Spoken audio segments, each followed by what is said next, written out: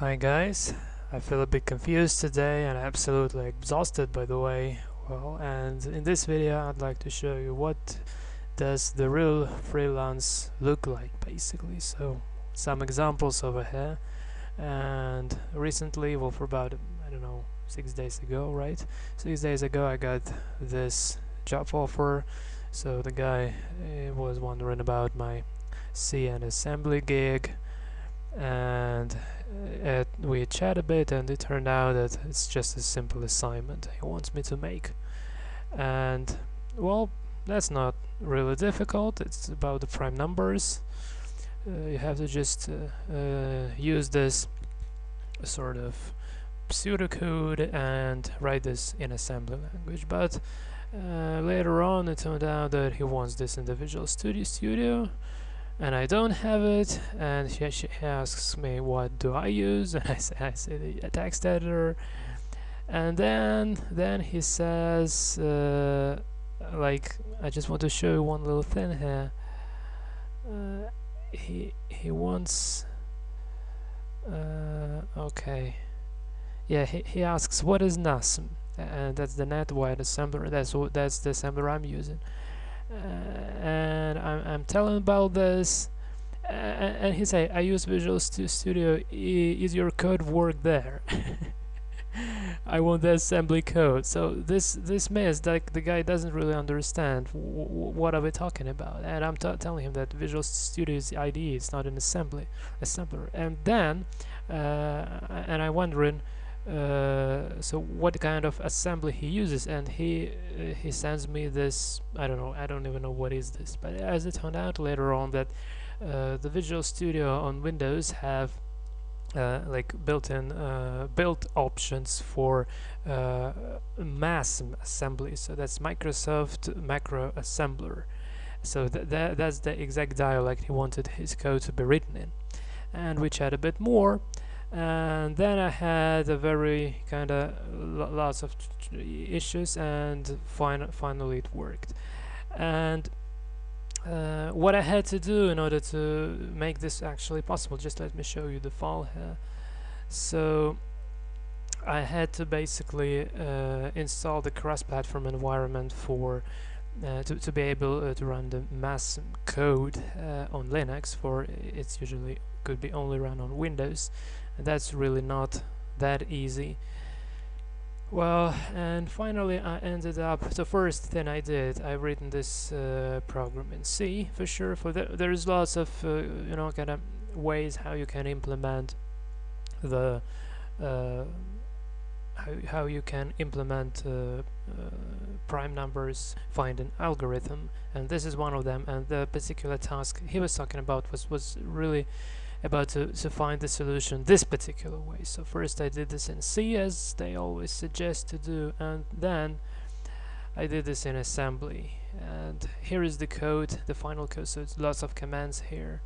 And basically this program works correctly and even does more than needed. It just it's not only does the job, but also prints some debugging information. So it kind of prints the list of these prime numbers. And the very unfortunate thing about this was that guy has disappeared. Yeah, I brought him, I delivered the job. Well, I didn't want to force him make an order in order to not to crush my reputation if I fail in time or something like that. But finally I've delivered the working code to him, and he has disappeared. Yeah, so that's a bit unfortunate. So that's kind of one story. Another one is a bit more it's not that sad as the previous. So one guy wrote me, and he asked me, okay, so he wanted to create a poker bot. So the program that would be actually playing poker online and making some money in that, well, making some money, right? And I was a bit busy then, and then I answered him, and basically I rejected the offer because I don't do Windows GUIs. He wanted the Windows program, I've never played poker, so no ideas about the rules, and okay, doesn't matter. So I kind of pick it up from scratch. Well, basically here I just said that, so my answer is no. And his response is quite interesting. He says, like, thanks for honest response. To be perfectly honest, my understanding of successful poker strategies is sound, but trying to then apply that logic to a poker bot is not. Hands been here. If you were able to shed any light on how exactly you think the logic would be best structured, I'd be happy to hear. So here the guy actually wants the consultation, and about the poker is not the same as chess, yeah. And the main difference is there's some part of randomness in the game, so it's not 100% calculatable. So some random issues arising over there. So like I was starting to think about this, and I realized that the best way to implement this sort of poker bot was using the neural networks. And I've written quite a lot of things explaining what are the neural networks and why are they kind of the best solution to use. And then I just suggested him some how to proceed, so what kind of programmers to hire, and so on and so on. And then I've provided him some links on the poker bots that based on neural networks. So these are the open source one, and he thanked me. And finally I've asked him to give me a feedback at our Komaki Kane's side, and basically that's kind of my reward, the only thing I've earned out of this conversation. And just let me show you this. Okay, so he tells me that a great guy. Max offered me a tremendous amount of information regarding on field. He's a specialist within, so he considers me to be a specialist within something. That's how that already sounds, guys. You know, like that's real pleasant. Without any obligation for monetary return. So like I did this as a charity. Yeah, that's right. Seems to be a genuine, honorable gentleman. Thanks. Well, so that's for sure. That's pleasant kind of thing. Okay, and the one I received just today is some homework, yet another homework on C and assembly. I've rejected for just really don't have time for this. And the main project that I'm kind of suffering at is this one. So the guy wants, well, actually he didn't start this.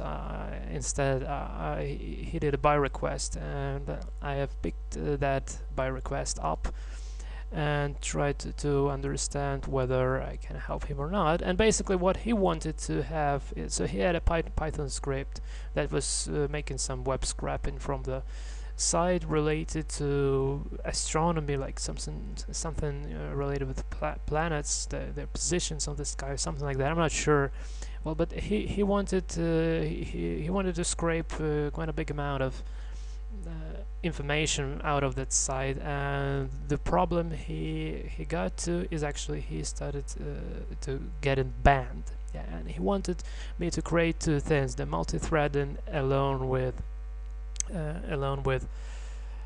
proxy rotation. And this project is still going, and you'll soon get why am I talking about this. Also, so that's the file is originally attached to the buy request.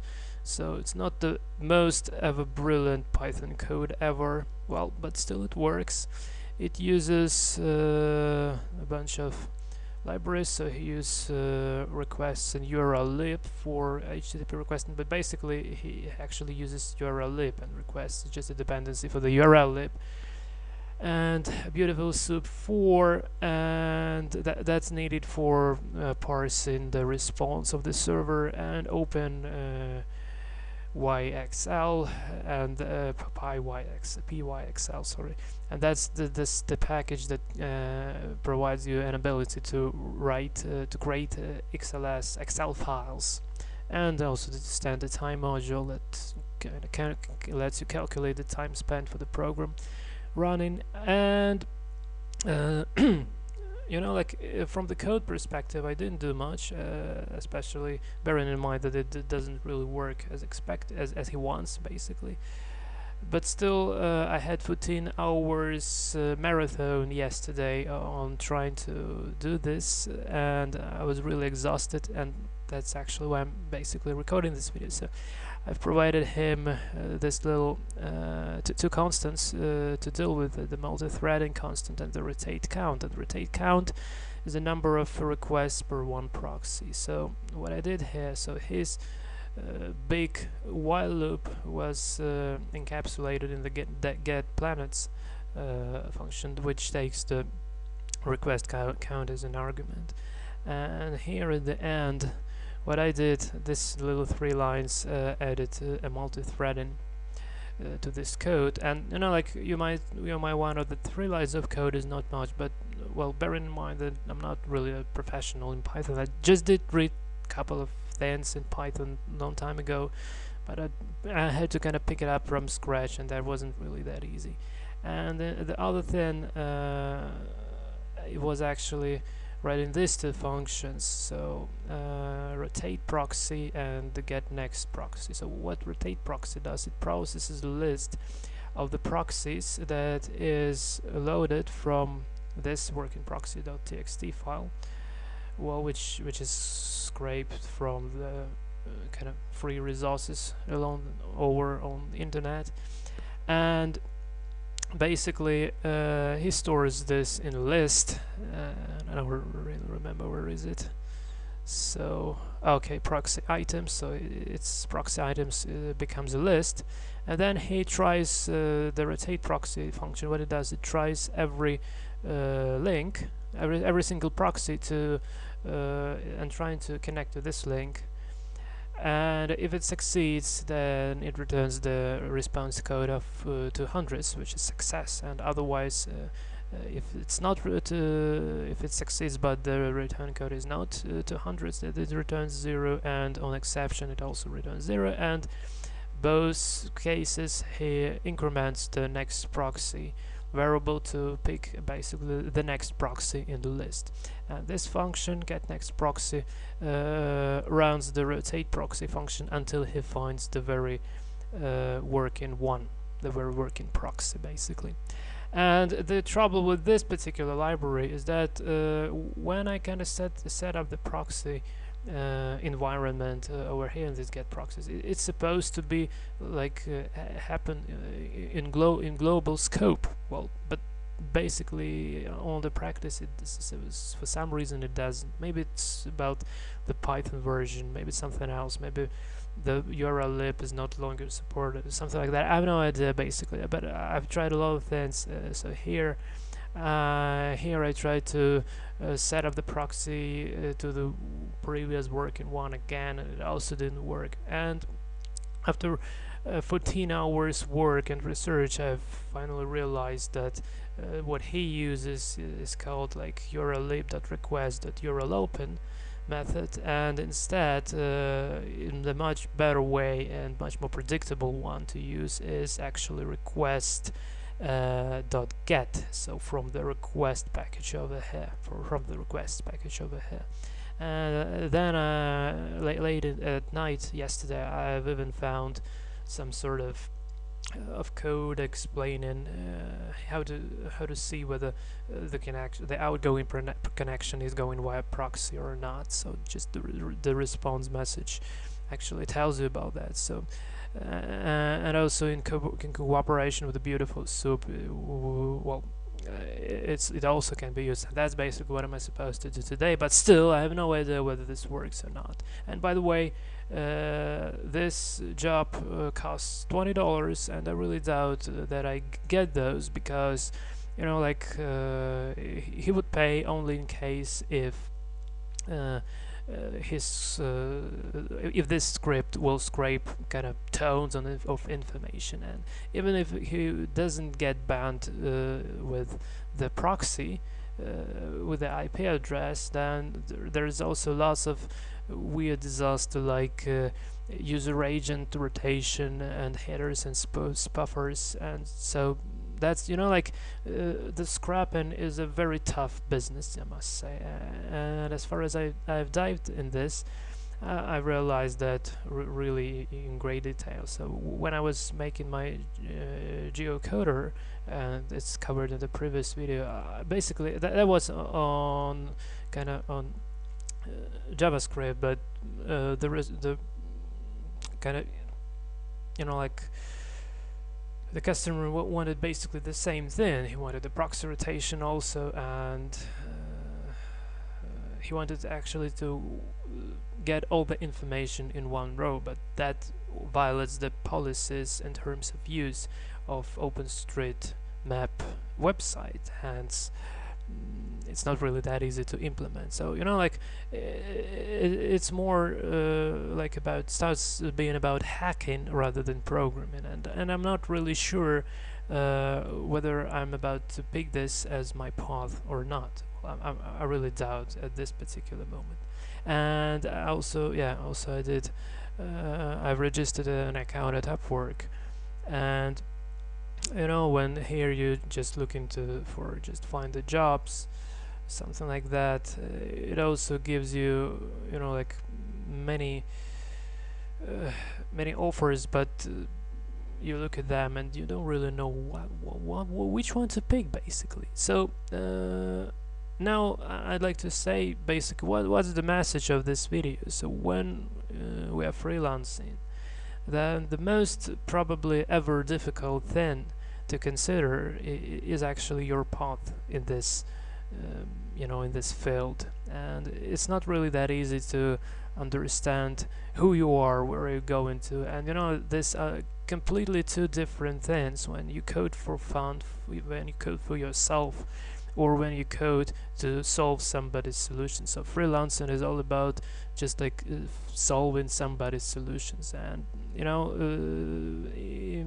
many respects the things they want to do, well, they might not be legal, like if they want to scrap the site that doesn't really allow this, or things like that, or they don't want to pay money for the paid services like elite proxies or something like that, and that's real kind of pain.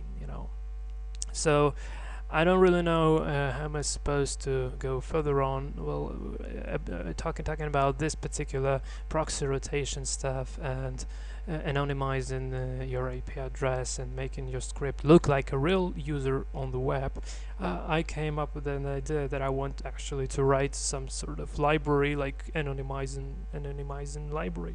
Maybe I would even try to cover this on this YouTube channel. I don't know, maybe not. Well, for this is actually kind of really useful thing, and people really ready to pay for this.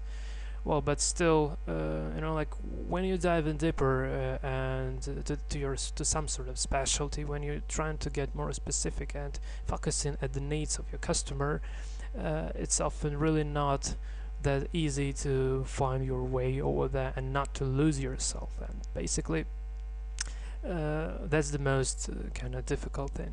Well, guys, this is it for this video. Sorry, this was a bit maybe too long, or the information wasn't that reliable, but I just like wanted like a journalist that is at the war zone. He just reports what he sees, how he feels, what's the atmosphere over there. So I feel about like that now, and I just wanted to share with you this feeling. So how it feels to be a freelancer when you're a beginner, when you just starting your career and you don't really know what your path is going, where your path is going to take you, basically. So something like that. Okay, I hope you enjoyed this and find this interesting, and take care.